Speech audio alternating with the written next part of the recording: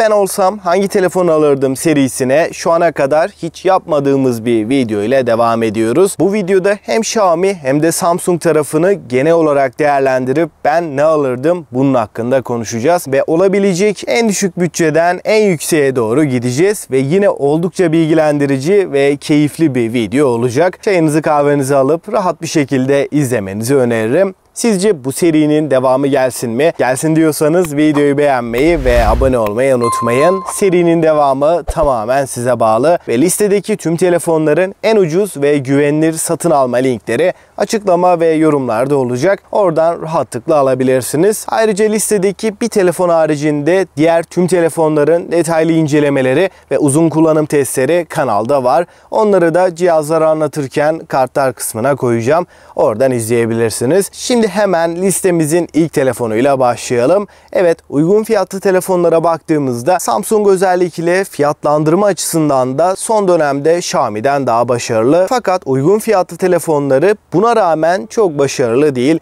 Bu noktada özellikle de 5000'den 7500'e kadar Xiaomi telefonların öne çıktığını söyleyebilirim. 5000 bandında Galaxy A13'ün Helio G80'li modeli tek alınabilir seçenekken Xiaomi tarafında çok daha fiyat performans telefonları bulabiliyoruz. Benim favorim de kesinlikle Redmi 10 2022. Şu anda 5000 bandında bir telefon alacak olsaydım hiç düşünmeden Redmi 10 2022 alırdım. Redmi 10 2022 bence alınabilecek tek seçenek. Hem kamera hem de Yonga setiyle öne çıkarken bu fiyat bandındaki en kaliteli ekranlardan birine sahip. 5000 mAh batarya ve 18 Watt hızlı şarj desteğiyle de giriş segmentindeki en başarılı telefon diyebilirim. 6.5 inç Full HD Plus ve 90 Hz tazeleme ile beraber Helio G88'in burada kullanılıyor olması da Redmi 10 2022'yi bu fiyat bandının en iyi telefonu yapıyor. Bütçeyi biraz daha arttırdığımızda şu anda 7000 bandında bulunabilen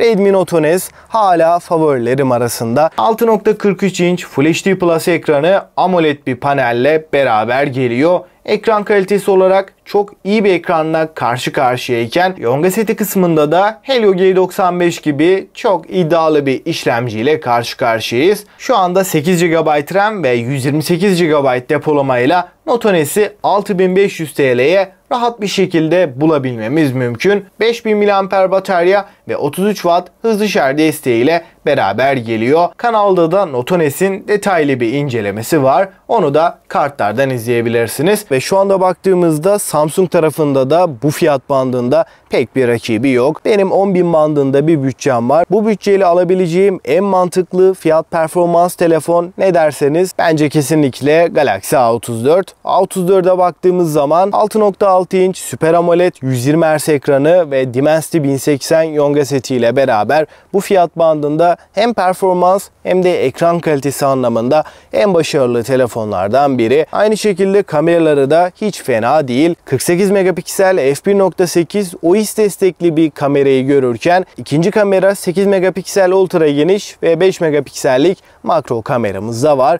Açıkçası genel olarak fotoğraf çekim kalitesi gayet tatmin ediciyken video kısmında da gayet başarılı. A34'ü öne çıkaran en önemli detaylardan biri kesinlikle güncelleme desteği. Burada 4 yıl Android ve 5 yılda güvenlik güncellemelerini almaya devam edecek. 10.000'den 20.000 bandına kadar da tek bir cihaz seçtim. Burada gerçekten S22 ile çok fazla arada kaldığımı söyleyebilirim ve burada Poco F5'i görüyoruz. Tasarım yönünde F5 Pro'dan çok daha şık ve bir o kadar premium hissettiren bir telefonla karşı karşıyayız. 6.67 inç Full HD Plus AMOLED bir paneli görebiliyoruz. Burada en önemli özellik burada muazzam bir işlemciyle karşı karşıyayız. Snapdragon 7 Plus Gen 2, arka tarafta Poco F5 Pro ile aynı kameraları görebiliyoruz. 64 megapiksel OIS destekli ana kameramız, 8 megapiksel ultra geniş ve 2 megapiksel makro kameramız var. 5000 mAh batarya ve 67 Watt hızlı şarjla beraber geliyor. Artık bir amiral gemisi istiyorum dediğimde de Xiaomi 13 ve S23 arasında kalıyorum. Bu noktada Xiaomi 13 45.000 TL'ye kadar çıkmışken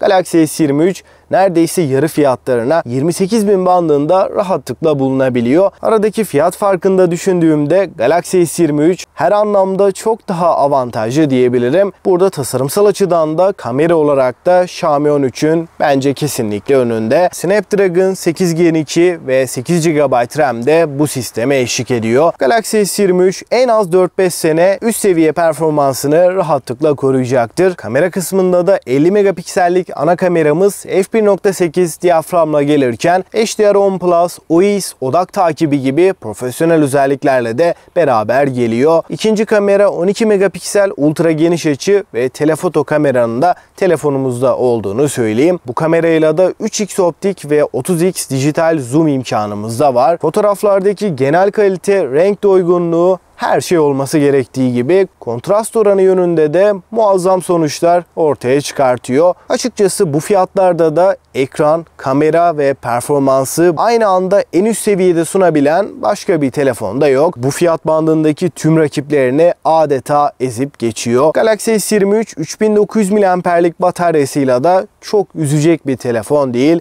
S22 oranla batarya performansının baya iyileştiğini söyleyebilirim. Fakat tabi yine yoğun bir kullanıcıysanız, özellikle de gün içinde çok fazla oyun oynuyorsanız, sürekli video çekiyorsanız bu batarya akşama kadar götürmeyebilir. Ama diğer taraftan da bu kadar iyi bir kamera, bu kadar iyi bir performans ve uzun süren güncelleme desteğiyle de Xiaomi 13'ten bence kesinlikle önde. Şimdi listenin son sırasına geldiğimizde tabii ki Galaxy S23 Ultra'dan bahsedeceğim. S23 Ultra sadece Xiaomi ve Samsung tarafında değil, her yönüyle düşündüğümde hem performans hem kamera hem de genel deneyimiyle Android dünyasının açık ara en başarılı telefonu diyebilirim. Şu anda 14 Pro Max haricinde S23 Ultra'dan daha iyi bir telefon bulunmuyor. Kameranın özellikle video kısmında Xiaomi 13 Pro'dan da keskin bir şekilde ayrıştığını söyleyeyim. Burada 8 Gen 2'nin hız aşırtmalı bir versiyonu bulunuyor. Bu sayede performans çok daha artarken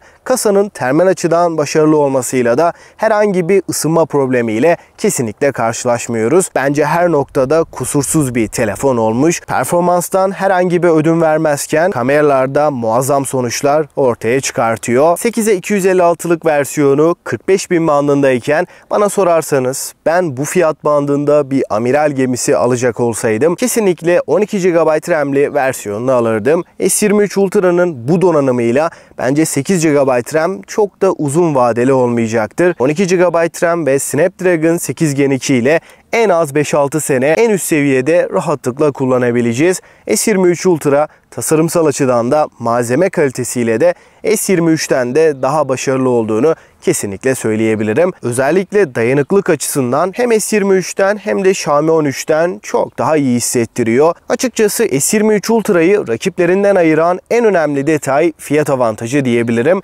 iPhone 14 Pro Max'e baktığımızda şu anda en düşük fiyatlı olarak 65.000 bandından başlıyor. S23 Ultra ile arada 20.000 TL'lik bir fark söz konusu. Bunun haricinde Xiaomi tarafında da Xiaomi 13'ün bile 45.000'den başladığını söylemiştik. S23 Ultra'nın bence en önemli avantajı kesinlikle fiyatı. Açıkçası listede çok fazla telefona yer vermedim. Her fiyat aralığından tek cihaz seçmeye çalıştım ve bu cihazların bulundukları fiyat bandında açık ara en iyileri olduğunu rahatlıkla söyleyebilirim. Genel anlamıyla uygun fiyatta Xiaomi, üst seviyeye doğru çıktığımızda da Samsung öne geçmeyi başarıyor. Peki sizin bu listede olması gerekiyordu dediğiniz bir telefon varsa mutlaka yorumlarda bekliyorum. Ayrıca serinin devamı iPhone'lar için de gelsin mi? Gelsin diyorsanız videoyu beğenmeyi ve abone olmayı unutmayın. Ve bir sonraki videoya kadar kendinize çok iyi bakın. Hoşça kalın.